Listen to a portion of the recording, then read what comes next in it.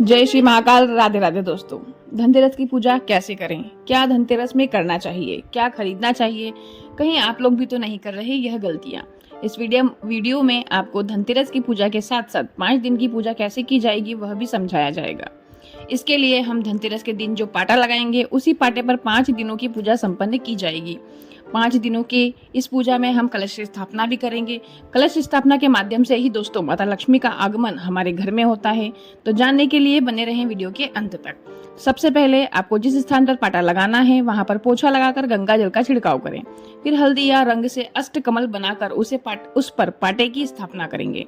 फिर एक लाल रंग का साफ कपड़ा बिछाएंगे जैसा कि आपको वीडियो में दिखाई दे रहा है। उसके ऊपर आपको माता सरस्वती, माँ लक्ष्मी, गणेश जी की फोटो रखना है। दिवाली के दिन इन्हीं विशेष भगवानों की पूजा की जाती है। इसके बाद हम चावल की ढेरी के ऊपर कलश की स्थापना करेंगे। फिर कलश पर कलेवा बांधेंगे। दोस्तों कलश बिना कलेवा का बिल्कुल भी नहीं होना चाहिए। कलेवा बांधते समय कलश पर 5 गांठें जरूर लगाएं।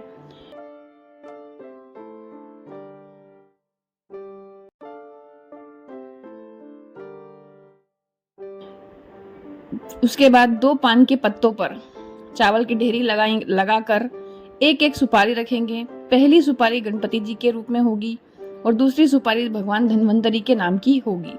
अब कलश में एक सिक्का और सुपारी भी डालेंगे और थोड़ा सा गंगा जल भी आपको इसी कलश में डाल लेना है। दोस्तों यह कलश विशेष रूप से माता लक्ष्मी के आगमन का साधन बनेगा। हम फिर से चावल की ढेरी लगाएंगे जहां पर माता लक्ष्मी और गणपति जी की मूर्ति विराजमान होगी। दोस्तों मेरे पास चांदी के गणेश लक्ष्मी जी का सिक्का है तो मैं उसे भी विराजमान कर रही हूँ। साथ ही मेरे पास श्रीयंत्र भी है तो मैं उससे भी स्थापित कर रही हूँ पाटे पर। अगर आपके पास नहीं है तो आप इसे बिल्कुल स्किप कर सकते हैं। इसके बाद आपको यह प्लेट दिखाई दे रही होगी। इस प्लेट में जो सामान आपको दिखाई दे रहा है वह धन को अपनी ओर आकर्षित करता है। 11 पीली कौड़ियाँ, 11 गोमती चक्र, 11 कमल गट्टे, 11 लाल गूंजा, कुछ धनिया, 5 काली हल्दी की गांठ, 2 हल्दी की गांठ और 1 दालचीनी का टुकड़ा दिखाई दे रहा होगा। इसके बाद धनतेरस की इस पूजा में खील बताशे रखना बहुत ही शुभ माने जाते हैं। दोस्तों आप इस दिन जरूर से इन्हें खरीद कर लाएं। इसके बिना तो दिवाली की 5 दिनों की पूजा बिल्कुल अधूरी है। इसके बाद हम पाटे के दोनों साइड में 2 बड़े दिए रखेंगे, जो एक घी का होगा और दूसरा तेल का। लंबी बाती का दीपक होगा। चावल से उन्हें आसन, दीपक के नीचे आपको आसन भी देना है। इस तरह से हम पूजा के पाटे को तैयार कर लेंगे। अब सबसे पहले हम जल समर्पित करेंगे। इसके लिए आपको जल का छींटा देना है। किसी भी चीज़ में जल ना डालें, नहीं तो पाटा गीला हो सकता है। इसके लिए आप कलश पे सबसे पहले जल छीटेंगे। उसके बाद सभी देवी देवताओं पर जिन्हें हमने पाटे पर स्थापित किया है उन पर जल के छींटे देंगे। फिर सबसे पहले कलश का पूजन किया जाएगा। इसके लिए आप कलश पर स्वास्तिक कुमकुम से ज़रूर बना लें। इसके बाद आपको एक कलेवा लेकर कलश में 5 बार लपेटना है। कलश के ऊपर जो आपने नारियल स्थापित किया है उसके ऊपर आपको कलेवे को 5 बार लपेटना है।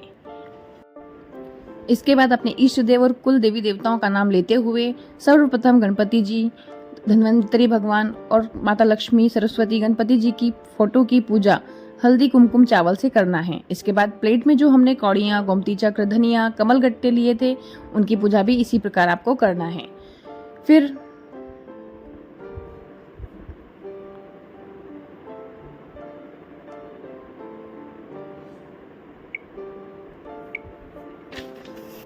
इसके बाद हम सभी देवी देवताओं को और कलश को कलेवा यानी कि वस्त्र समर्पित करेंगे। दोस्तों एक बार धनतेरस पर पाटा लगाने के बाद इस पाटे पर ही हमें धनतेरस से भाई दूज तक की पूजा यानी दीपावली के 5 दिनों की पूजा करना है।